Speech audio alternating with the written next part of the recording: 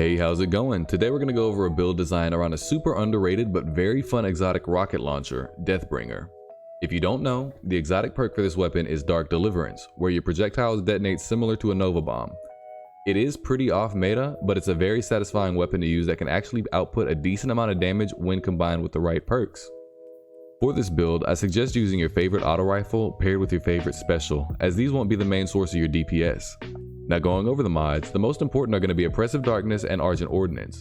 We will also be pairing these with Sustained Charge, Supercharge, and Stacks on Stacks.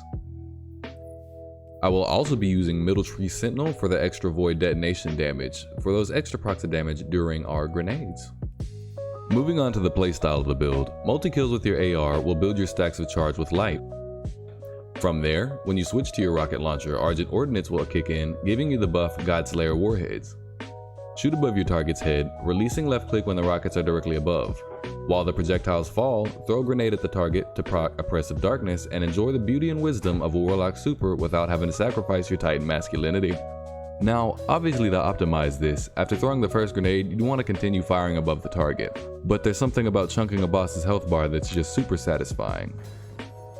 Moving on to the damage numbers, we're going to use 6 rockets as a control for a DPS, and due to the nature of Deathbringer, there will be a minimum and a maximum DPS for your best and worst case scenarios.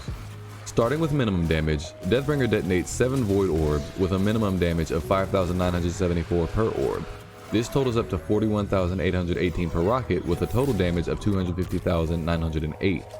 This is pretty awful, so you definitely want to make sure that you're maximizing the damage of each orb by finding that sweet spot to detonate above your target's head if you want to maximize your damage. When optimized, the maximum damage is 15,260. This totals up to 106,820 per rocket, which equals up to 640,920 per 6 rockets. Factoring in Oppressive Darkness, if you're able to keep the debuff applied for all 6 rockets, that is a 30% increase to your damage, so you can actually get up to 833,196 damage. Now as far as actual DPS is concerned, firing off 6 rockets with max reload perks takes 11.09 seconds, and dividing our total damage by that, we have 22,625 DPS at a minimum and 57,793 DPS at maximum.